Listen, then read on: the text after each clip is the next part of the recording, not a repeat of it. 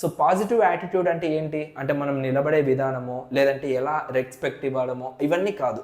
So ఇక్కడ examination preparation విషయానికి వస్తే పాజిటివ్ యాటిట్యూడ్ అంటే ఏంటంటే పాజిటివ్ థింకింగ్ అని కూడా నేను చెప్తాను. ఓకేనా? సో అంటే మిమ్మల్ని మీరు నమ్మడం స్టార్ట్ చేయండి ఫస్ట్ ఆఫ్ ఆల్. ఓకేనా? సో పాజిటివ్ థింకింగ్లో అంటే ఏ సబ్జెక్ట్ తీసుకున్నా ఈవెన్ అది టఫెస్ట్ సబ్జెక్ట్ అయినా కూడా ఓకే నేను ఆ ఎగ్జామ్ని రాయగలుగుతాను, ఓకే ఆ ఎగ్జామ్ నాకు ఈజీగానే అయిపోతుంది అనే పాజిటివ్ మెంటాలిటీ అనేది మీ మైండ్లో ఫస్ట్ అయితే క్రియేట్ చేయాలి.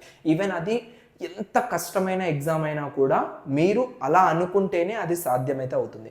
మీరు జస్ట్ సబ్జెక్ట్ సెమిస్టర్ స్టార్ట్ అయిన వెంటనే సబ్జెక్ట్ వచ్చేసింది, మీ సీనియర్స్ ఎవరో చెప్పారు అది చాలా కష్టమైన సబ్జెక్టు మీరు ఇప్పటి నుంచే చదవండి అది ఇది అనేసి అది ఒక భయం పెట్టుకొని ఆ సబ్జెక్ట్ని మీరు అసలుకి ట్రై చేయకుండానే మీరైతే ఫిక్స్ అయిపోయి ఉంటారు.